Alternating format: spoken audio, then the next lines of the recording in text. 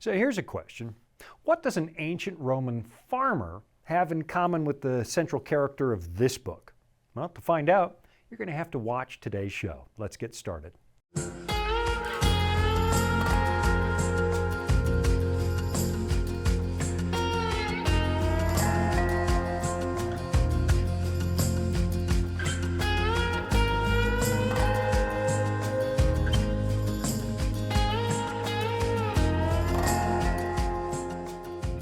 If there's one thing the study of political history should teach us, it's that people who seek power for whatever reason probably can't be trusted. I mean, it's not as if they're looking to improve your lot in life by rising through the ranks. And it's a rare breed indeed who actually seeks power solely for the benefit of everybody else. What we tend to find is that people who unwittingly become leaders by accident or because of trying circumstances, people who never really wanted the job in the first place, well, they often make better commanders and leaders than people who spend most of their lives trying to get there. One of the more famous examples of this kind of accidental noble leadership comes from an ancient Roman statesman by the name of Cincinnatus, the man for whom the American city of Cincinnati is loosely named. The city was actually named for a group of Continental soldiers who created an organization in 1783 known as the Society of the Cincinnati, which is plural for Cincinnatus. The purpose of the society was to celebrate the founding of the American Republic and preserve the memory of the people who fought to make it happen. And the name of the society was quite deliberate. They named it after the Roman military leader and statesman Lucius Cincinnatus, who was born roughly 500 years before Christ, back when Rome was still a kingdom and not a republic or an empire. Cincinnatus was already an older man when a tribe known as the Equi began to cause a lot of trouble for Roman troops. And in a panic, the Roman Senate elected Cincinnatus, in his absence, to be their dictator for the space of 6 months. After the vote, they went and told him what they'd done, hoping, of course, that he would agree to the assignment, and they found him out plowing his field. Here's how the Roman historian Livy tells the story, and this is one of the more inspiring stories that come from ancient history. Here's what Livy said. Now, I would solicit the particular attention of those numerous people who imagine that money is everything in this world, and that rank and ability are inseparable from wealth. Let them observe that Cincinnatus, the one man in whom Rome reposed all her hope of survival, was at that moment working a little 3-acre farm, west of the Tiber, just opposite the spot where the shipyards are today. So, this is a really important guy, but at this point in his life, he's running what you and I might call a hobby farm. We continue. A mission from the city found him at work on his land, digging a ditch maybe, or plowing. Greetings were exchanged, and he was asked with a prayer for God's blessing on himself and his country to put on his toga and hear the Senate's instructions. This naturally surprised him, and asking if all were well, he told his wife Ricilia to run to their cottage and fetch his toga. The toga was brought, and wiping the grimy sweat from his hands and face, he put it on. At once the envoys from the city saluted him with congratulations, as dictator, invited him to enter Rome, and informed him of the terrible danger of Minucius's army. It's the story of an everyday guy who answers the call of duty, and after he serves his people and the danger has passed, which happened in just a matter of days, he doesn't do what most people would do. He doesn't cling to power. Instead, he resigns the post and goes back to farming. That's the reason the Society of Cincinnati named themselves after this guy. As far as they were concerned, a lot of these soldiers were leading ordinary lives until the call of duty required them to fight the British. They didn't do it in order to seek power or fame. They did it for the well-being of everybody, and when it was over, most of them went back to everyday life. It's really an admirable quality that was somewhat common among the revolutionaries, and of course the most famous man to be compared to Cincinnatus was their leader, George Washington. As you know, there were people who pushed him to become a permanent ruler, kind of an American king. But he refused, and he wanted to go back to private life. It was such an unusual attitude that it turned a lot of heads. The famous American painter John Trumbull said, It is a conduct so novel, so inconceivable to people who, far from giving up powers they possess, are willing to convulse the empire to acquire more. Back in the 1780s, a lot of people started to draw comparisons between George Washington and Cincinnatus. Just like the ancient statesman, Washington had been called out of retirement from his farm at Mount Vernon, and when the job was finished, he simply resigned and went back home. In an ode to Napoleon Bonaparte, the famous poet Lord Byron called George Washington the Cincinnatus of the West, and it was a comparison that a lot of people made. Today, we still find a statue of Washington in the Virginia state capitol, where he's dressed like a civilian and standing beside a plow, which is a deliberate comparison of Washington and Cincinnatus. And I guess the point I'm making is this. The wise use of power is such a rarity that it actually stuns us when it happens. It stands in stark contrast to expectation, where power seekers use people to advance their own interests. This is a problem that dates all the way back to the beginning of recorded history, as becomes obvious when you read things like the Epic of Gilgamesh or the Book of Genesis. The Epic of Gilgamesh tells the story of an arrogant ruler from the ancient city of Erech, which is where the name for the nation of Iraq comes from. Gilgamesh was a brutal dictator who worked his people like slaves in order to advance his own power. And since the 1970s, we've had some really bright scholars suggest that Gilgamesh was probably the biblical Nimrod, who also founded a number of notorious cities, not the least of which were places like Nineveh and Babylon, headquarters for the enemies of God. Like Gilgamesh, Nimrod was a power-hungry dictator, and he holds the biblical distinction of being one of the worst men in world history. He's really the forerunner for all the notorious autocrats who made everybody's life completely miserable. Not to get too cliche, but as Lord Acton famously said, power tends to corrupt, and absolute power corrupts absolutely.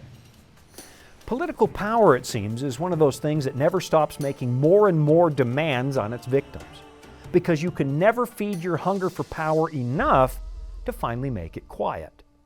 There are 3 things that are never satisfied, the book of Proverbs says. 4 never say enough: the grave, the barren womb, the earth that is not satisfied with water, and the fire never says enough. Now, not to tinker with the words of the Bible, but I think we could safely add power to that list of things that is never quite satisfied. I'm reminded of Beethoven's famous Third Symphony, which is usually called the Eroica Symphony because it's dedicated to all heroes. What some people don't know is that it was originally written as a tribute to Napoleon, because as far as Beethoven was concerned, Napoleon was a liberator who was setting Europe free from the tyranny of monarchs. In fact, the original title for that work was Bonaparte, but then something happened that changed Beethoven's mind.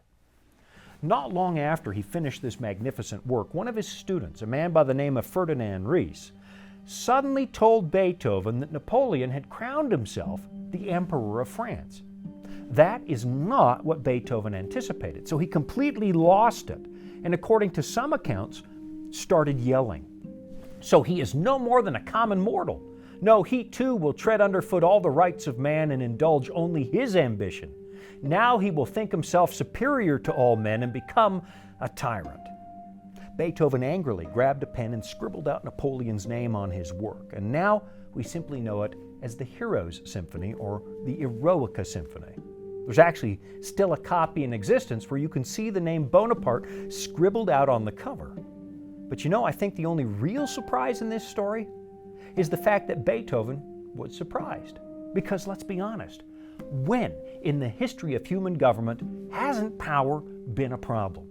I'll be right back after this. Life can throw a lot at us.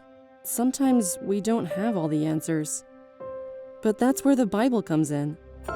It's our guide to a more fulfilling life. Here at the Voice of Prophecy, we've created the Discover Bible Guides to be your guide to the Bible. They're designed to be simple, easy to use, and provide answers to many of life's toughest questions. And they're absolutely free. So jump online now or give us a call and start your journey of discovery. Just before the break, I was talking about Beethoven, one of my all-time favorites. And it's not just his music that I love, but it's also his attitude when it came to the principles of liberty that were coming into fashion right around the time of the French Revolution. Beethoven realized that the French Revolution had gone too far, that it sadly became a reign of terror. It actually was worse than the problem it was attempting to address. And what Beethoven hoped was that Napoleon would become a much-needed corrective to bring back the cause of liberty to the equation. But instead, Napoleon was just one more tyrant. And so it goes, over and over and over again. In more recent history, the Communist Revolution of 1917 promised to make life better for the people they said were suffering because of the czars. But then the 20th century made it painfully obvious that the communists simply traded one brand of tyranny for something much worse. For decades, people struggled to put food on the table, and some were imprisoned in brutal gulags for having the wrong political opinion. And of course, high-ranking members of the Communist Party, they lived in luxury, basking in the proceeds of their power. Then look at the way that so many people grasped at the supposed hope being offered by the fascists of Germany and Italy, thinking that these people could offer relief from the humiliation and brutal economic conditions that emerged after the close of the First World War. Now, let's look at a very ancient story we find in the Old Testament book of Judges, where a man by the name of Abimelech tries to establish a kingdom for himself. And in order to get what he wants, he slaughters all of his siblings and presumably his half-siblings. And he seems like he did it ritualistically, like human sacrifice on an altar, because the Bible says he killed 70 of these people on one stone. But unfortunately, at least for him, he didn't get to a brother named Jotham, who was his youngest relative. Now, I find this really interesting because it predates the official installation of an Israelite king named Saul. In that story, you might remember the elders of Israel were desperate to become like the Gentile nations around them. And when they sensed that Samuel the prophet was nearing the end of his career, they pressed him to anoint a king. You find the story in 1 Samuel chapter 8, where God gives these people exactly what they were asking for. But at the same time, he expresses his deep dissatisfaction and warns them that a human king is only going to make life harder. According to the original plan, what they were supposed to do was live in a sort of, constitutional republic where every individual was directly responsible to God, where they all lived under a supreme written law, which was the Torah, or the first 5 books of the Bible. Now, in the days of Abimelech, the national demand for a king was still in the future. So what we have in Judges chapter 9 is a man who behaves like Gilgamesh or Nimrod, way ahead of the time when the official kings of Israel became a serious problem that ultimately destroyed the nation. Abimelech systematically eliminated all the competition, but his youngest brother Jotham managed to survive by going into hiding. And Jotham suddenly reappears on Mount Gerizim, which later became the center of worship for Samaritans, a group of foreigners that were imported by the Assyrians. At the peak of this mountain, Jotham makes a poetic speech. And I think I'll just read the whole thing to you because it says an awful lot about the nature of human power. It reads this way. Now, when they told Jotham, he went and stood on top of Mount Gerizim and lifted his voice and cried out. And he said to them, "Listen to me, you men of Shechem, that God may listen to you. The trees once went forth to anoint a king over them. And they said to the olive tree, 'Reign over us.' But the olive tree said to them, 'Should I cease giving my oil, with which they honor God and men, and go to sway over trees?'" So in other words, the olive tree has better things to do than to become a political ruler. It continues. Then the trees said to the fig tree, "You come and reign over us." But the fig tree said to them, "Should I cease my sweetness and my good fruit, and go to sway over trees?" So we get the same thing again. People with really meaningful and productive lives seldom want political power. It continues. Then the trees said to the vine, "You come and reign over us." But the vine said to them, "Should I cease my new vine, which cheers both God and men, and go to sway over trees?" So now we've got 3 strikes, and we should expect a change in the plot. And that's what we get. Then all the trees said to the bramble, "You come and reign over us." And the bramble said to the trees, "If in truth you anoint me as king over you, then come and take shelter in my shade." But if not, let fire come out of the bramble and devour the cedars of Lebanon. You know, I sometimes wonder if this parable wasn't the inspiration for that famous song written by the Canadian band Rush, where the maple trees think they're being oppressed by the oaks, so they seize power and keep everybody equal, and I quote, by hatchet, axe, and saw. It's another parable about the dangers of power. And I have to wonder if these guys didn't read the story of Jotham. Neil Peart actually said the song was inspired by a cartoon, but still, I find myself wondering. In Jotham's story, the brambles were dangerous because brambles are a fire hazard. And if you weren't careful, they would burn everything to the ground for the sake of hanging on to power. You know, years ago, I lived in Simi Valley, and because it's a desert, we really looked forward to the few weeks in the spring when the hills would finally turn green. The grass and the tumbleweeds would grow very, very quickly. But what that meant was that later in the year there was a lot of dry fuel that could spell disaster if somebody carelessly tossed a cigarette butt out their window. And sure enough, it seemed like every single fall the valley was completely choked with smoke because of the brutal fires. And that's the imagery that Jotham was using. A man seeking political power in order to advance his own interests was a dry and dangerous weed, capable of destroying the entire nation. The people had pledged themselves to a power-hungry man who was willing to slaughter his own family in the pursuit of his ambition. And sure enough, wouldn't you know it? 3 years later, they had to kill Abimelech to get him off their backs. And that's the story of human beings who seek power. Now, to be perfectly fair to the politicians out there, I do know of people who really did take office to serve the public, kind of like a modern-day Cincinnatus. But to be honest, I can count those people on my fingers. I mean, I think a lot of people intend to be good public servants, but the list of people who manage to survive the corrupting influences they're exposed to, it's not very long. It's the whole story of human government, and it's one of the biggest points the Bible makes. Human beings abandon the government of God, which came with a high degree of joy and personal autonomy, and we adopted man-made systems of government that have let us down ever since. Our history is full of failed political ideas. And I think now we've come to a point where people are beginning to despair of the possibility that we can fix any of this. I mean, the political turmoil of the last few years has a lot of people thinking, look, it doesn't really matter who we elect, it just keeps getting worse. And wouldn't you know it? That's a really prevalent theme in the apocalyptic books you find in the Bible, like Daniel or Revelation, which tell us that human kingdoms are one of the problems that plague us the most. I'll be right back after this. Here at the Voice of Prophecy, we're committed to creating top-quality programming for the whole family, like our audio adventure series, Discovery Mountain. Discovery Mountain is a Bible-based program for kids of all ages and backgrounds. Your family will enjoy the faith-building stories from this small mountain summer camp and town. With 24 seasonal episodes every year and fresh content every week, there's always a new adventure just on the horizon.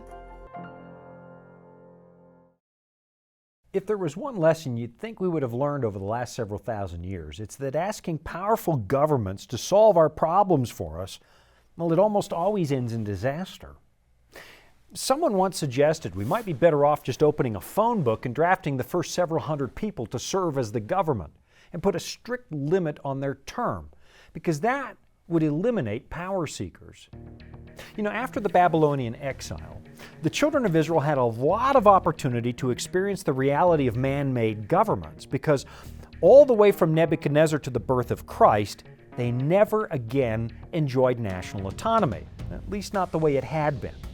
They learned the hard way for centuries that when human beings run this world and we cut God out of the picture, it's almost always going to be a disaster. And once you realize that human government is the exact opposite of what God originally planned, it can be tempting for a lot of people to think that we are now somehow free to ignore or defy the powers that happen to rule us. I mean, if it wasn't God's idea, the thinking goes, we can just ignore it. But that's a concept that Paul completely demolishes in his letter to the Romans. I mean, listen to what he says about our duty to government as Christians, found in Romans chapter 13. He writes, "Let every soul be subject to the governing authorities. For there is no authority except from God, and the authorities that exist are appointed by God. Therefore, whoever resists the authority resists the ordinance of God, and those who resist will bring judgment on themselves." So, here's the hard reality of our current situation. The way we live might not have been God's original plan, but we were the ones who asked for something different, and God just gave us what we asked for. And then He established some guardrails around our new reality, clear rules of conduct. And now He expects us to live in harmony with the powers that govern us. Resisting a legitimate government is unbiblical, and the only time we're given permission to defy government is when we are asked to violate God's moral commandments. So, for example, if I was somehow required to steal or kill on behalf of my nation, I would have to refuse. But that's it. That's the only latitude we have. Outside of that, God expects us to obey the civil law. It even tells us a few verses later that from God's perspective, tax evasion is wrong. He warned the nation of Israel that taxes would come with human government, but they went for it anyway. So now we're all stuck with it. And I guess I'm talking about this because I hear a lot of so-called Christians suggesting civil disobedience is completely justified over any little inconvenience that human government might bring. But that's not in harmony with the teachings of the Scriptures. The truth is, as a lot of people are now despairing that the government will ever become good, well, the truth is that the Bible tells us that's never going to happen. Now, that doesn't mean we shouldn't try to make life better or try to fix unjust laws, because we should. But part of living with the mess we've made is, well, living with the mess we've made, but doing our best to mitigate the human damage. So yes, we've got to try to make people's lives better. That much is crystal clear in the famous passage of Matthew 25, where Jesus condemns so-called Christians who did absolutely nothing to alleviate human suffering. It's really one of the more sobering passages found in the Bible, and it comes from the lips of Jesus Himself. He says, "When the Son of Man comes in His glory, and all the holy angels with Him, then He will sit on the throne of His glory. All the nations will be gathered before Him." You'll notice how the nations of the world end up being completely accountable to Christ. And He will separate them one from another, as a shepherd divides his sheep from the goats. And He will set the sheep on His right hand, but the goats on the left. Then the King will say to those on His right hand, "Come, you blessed of my Father, inherit the kingdom prepared for you from the foundation of the world. For I was hungry, and you gave me food. I was thirsty, and you gave me drink. I was a stranger, and you took me in. I was naked, and you clothed me. I was sick, and you visited me. I was in prison, and you came to me." So yeah, we have a duty to try harder, to do better, and to love our neighbors the way that Christ has loved us. But at the same time, we've got to understand we are not going to fix our worst problems by using our ingenuity. Human beings are just far too corruptible for that to ever happen. I mean, I'd like to think if I was given unbridled power that I would always use it well. But I know myself better than that. So do you. Very few people can resist the siren call of unchecked power. And I've been disappointed in myself enough over the decades to know that I would probably find it just as tempting as anybody else. So what's the ultimate solution to this mess of human government we made? I'll be right back after this. So let me ask you this. Is the human government just condemned to live under one bad government after the other until we finally manage to just destroy ourselves? Let me show you something Jesus said just prior to that sheep and goats analogy we looked at a moment ago. He told His disciples He fully expected the world to get worse before the end. In fact, a lot worse.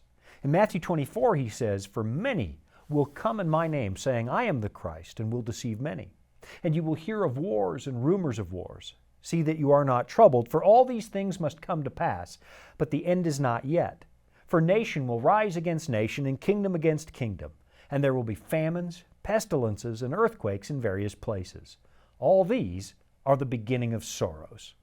Now that word sorrows, it's the Greek word odin, and it literally means birth pains.